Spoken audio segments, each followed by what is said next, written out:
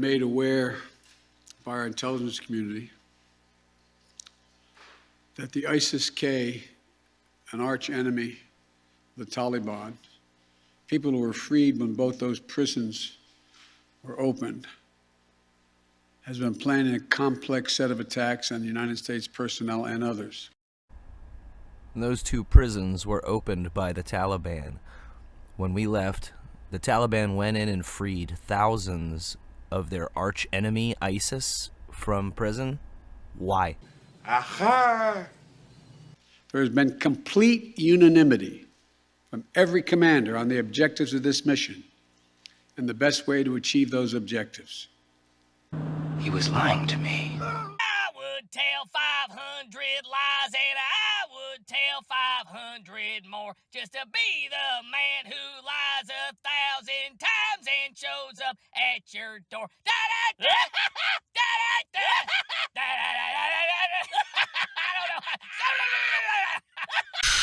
Then strangled them, and finally dismembered their bodies. Right. Then do and homelessness and all that. And now, the voice you've been waiting for. There is a secret song at the center of the world, and its sound is like razors through flesh. I'm here to turn up the volume.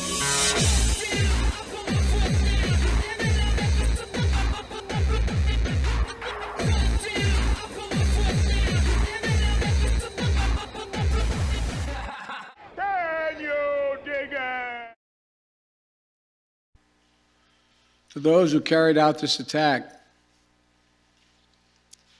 as well as anyone who wishes America harm, know this: we will not forgive.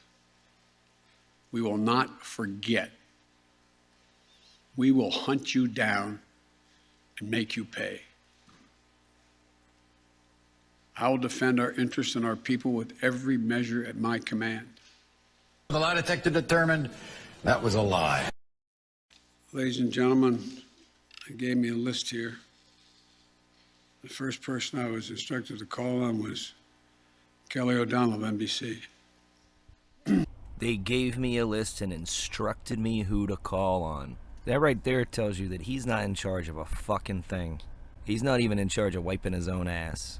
Mr. President, there's been some criticism, even from people in your party, about the dependence on the Taliban to secure the perimeter of the airport. Do you feel like there was a mistake made in that regard? It is in the interest of, as Mackenzie said, in the interest of the Taliban that, in fact, ISIS-K does not metastasize beyond what it is.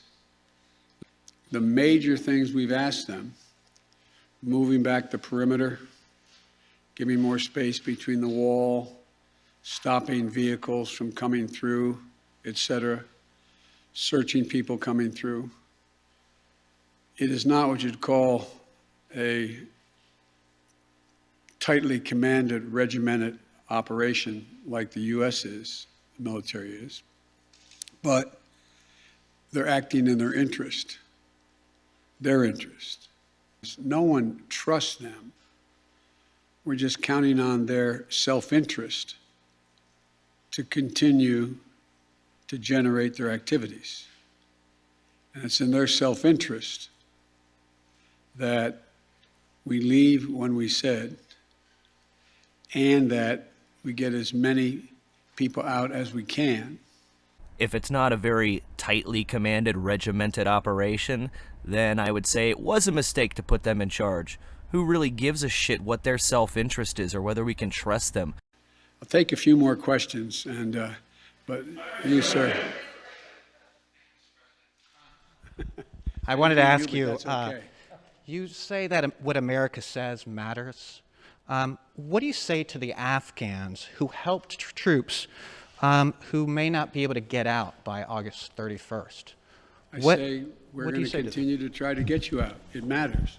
Look, I know of no conflict, as a student of history, no conflict where when a war was ending, one side was able to guarantee that everyone they wanted to be extracted from that country would get out. And think about it, folks. I think it's important. I know the American people get this in their gut. There are, I would argue, millions of Afghani citizens who are not Taliban, who did not actively cooperate with us as SIVs, who, if given a chance, they'd be on board a plane tomorrow. It sounds ridiculous, but the vast majority of people in communities like that want to come to America, given a choice. So getting every single person out can't be guaranteed by anybody, because there's a determination all who wants to get out as well. At any rate, it's a process. Yeah, he wasn't asking about every single person that might want to get out. Yeah, there's millions of people over there that don't want to live under the Taliban. Any woman who doesn't like dressing like a goth beekeeper, I'm sure wants to fucking leave. But he was talking about the people that helped us, the people that put their and their families' lives on the line to work with us, and now are left hung out to dry. He was talking about those fucking people, the people that we made a promise to that we wouldn't do this. And now the whole world gets to see what becomes of those who are willing to stick their neck out and help us. I was really pointing to you, but you, sir. Thank you, Mr. President. There are reports that U.S. officials provided the Taliban with names of Americans and Afghan officials to evacuate. Were you aware of that? Did that happen? And then, sir, did you personally reject a recommendation to hold or to recapture Bagram Air Force Base? Here's what I've done let's answer the last question first. On the tactical questions of how to conduct an evacuation or a war, I gather up all the major military personnel that are in Afghanistan, the commanders, as well as the Pentagon. And I ask for their best military judgment. What would be the most efficient way to accomplish the mission? They concluded, the military, that Bagram was not much value added, that it was much wiser to focus on Kabul. And so I followed that recommendation. And there have been occasions when our military has contacted their military counterparts in the Taliban and said, this, for example, this bus is coming through with X number of people on it, made up of the following group of people. We want you to let that bus or that group through. So yes, there have been occasions like that. And to the best of my knowledge, in those cases, the bulk of that has occurred, they've been let through. But I can't tell you with any certitude that there's actually been a list of names. I know there may have been, but I know of no circumstance. It doesn't mean didn't exist. That here's the names of 12 people, they're coming, let them through. It could very well have happened. Yeah, so we're about to be leaving in a few days, and here's a list of people that, really need to be able to get to the airport so they can get out of the country, because you guys are probably going to want to kill them. So make sure you go ahead and let them on through, okay? Yeah. And you'd have to be a total moron to think that Bagram Airfield wasn't a good idea for us to hold. There's a Marine battalion commander, a lieutenant colonel, that just got relieved of duty for coming out publicly and saying, I'll probably, and he did, he got his shit pulled. It's 3 years away from retirement, and he lost it all because he came out and said that this is bullshit. We should have stayed at Bagram. There was no reason for us to leave there. It would have been a huge help to evacuate people through a base that we could protect instead of in the middle of a fucking city. I'll take one more question. Wait. Let me take the one question from the most interesting guy that I know in the press. That's you. Mr. President, there had not been a U.S. service member killed in combat in Afghanistan since February of 2020. You set a deadline, you pulled troops out, you sent troops back in, and now 12 Marines are dead. You said the buck stops with you. Do you bear any responsibility for the way that things have unfolded in the last 2 weeks? I bear responsibility for fundamentally all that's happened. of late. But here's the deal. Oh, here comes an avalanche of bullshit. If you're going to say you bear responsibility for fundamentally everything that's happened of late, then there's no but here's the deal. You're basically saying, yeah, I bear responsibility, but now let me explain why it's actually Trump's fault. It's like when somebody apologizes and they say, yeah, I'm really sorry, but... You know, I wish you'd one day say these things. You know as well as I do that the former president made a deal with the Taliban that he would get all American forces out of Afghanistan by May 1. Yeah, that deal we made to leave by May 1, you're the one that backed out of that deal. You broke that agreement that we had come to trilaterally. So if we had pulled out on May 1 and all this shit had gone bad, then you would be able to say, oh, well, it's not my fault because it's the deadline that, Trump had put us to. But you can't just change the deadline, break the deal, and then try to act like it's Trump's fault. Sorry, it doesn't work that fucking way. And do you hear him, holding that leather binder in his hand? He's squeezing it so hard you can fucking hear it. The best About, but Mr. President, respectfully, since that I don't think that the issue that do you think that people have an issue with pulling out of Afghanistan or just the way that things have happened? I think they have an issue that people are likely to get hurt. Some, as we've seen, have gotten killed, and that it is messy. The reason why, whether my friend will acknowledge it or has reported it, the reason why there were no attacks on Americans, as you said, from the date until I came into office, was because the commitment was made by President Trump, I will be out by May 1st. In the meantime, you agree not to attack any Americans. That was the deal. That's why no American was attacked. And thank you for making my point for me. Yeah, because we had a deal, and they were actually holding up to it. We're the ones that broke the deal first. And he was asking you, do you think we have a problem with us getting out, or the way we're getting out, all ass backwards? Yeah, let's go ahead and start pulling our troops out of our airfields and shit before we actually have all of our assets out. That was the question, dum-dum.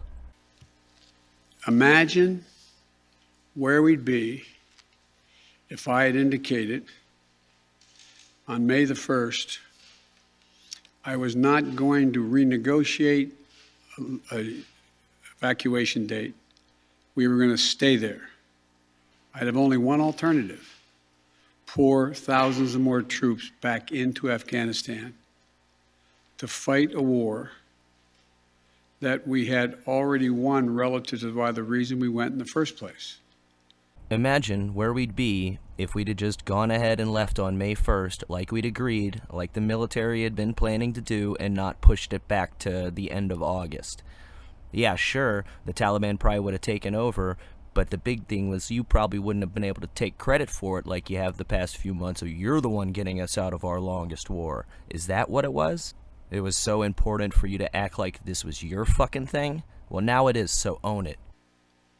If Osama bin Laden, as well as Al-Qaeda, had chosen to launch an attack when they left Saudi Arabia out of Yemen, would we have ever gone to Afghanistan? Even though the Taliban completely controlled Afghanistan at the time, would we have ever gone? Objection, Your Honor. Irrelevant and immaterial. What the fuck are you even talking about? Yeah, if there hadn't been a 9/11, we would have never gave two shits about what the Taliban were doing. What the fuck does that have to do with the price of tea in China? It might have been a good idea to stick to your little list of pre-approved questions that you were totally ready for, because your incoherent babbling was a little less when you knew the question that was coming. Slancha.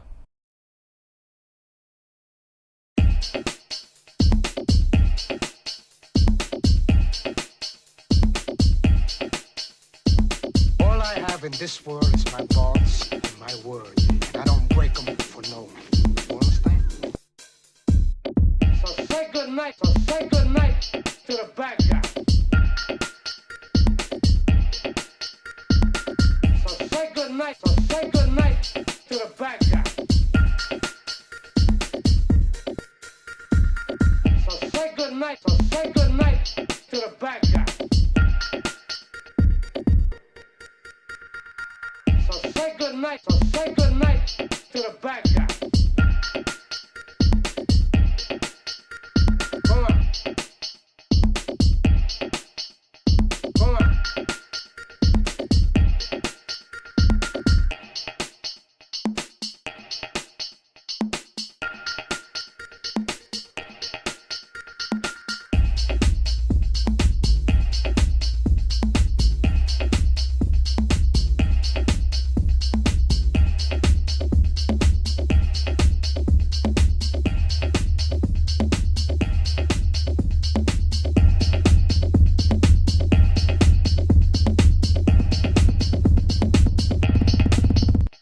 Come on.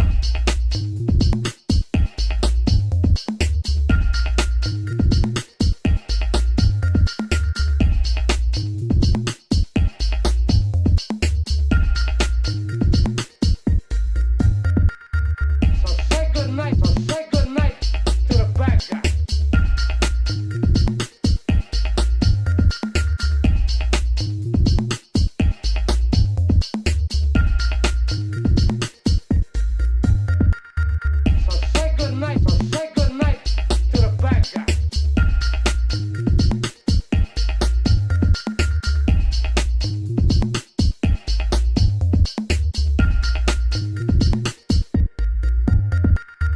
So say good night, so say good night to the bad guy. So say good night, so say good night to the bad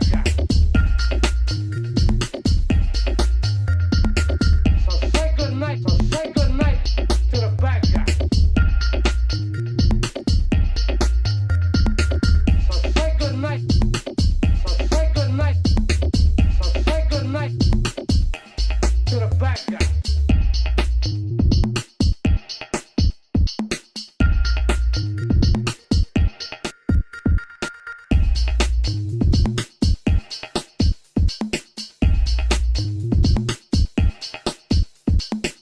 So say good night, so say good night to the bad guy.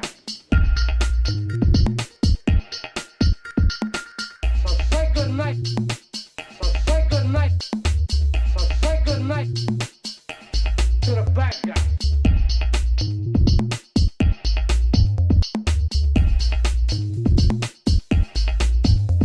I told you, don't fuck with me. I told you, don't fuck with me. I told you, don't fuck with me. I told you, don't fuck with me. You stupid fuck. Look at you now.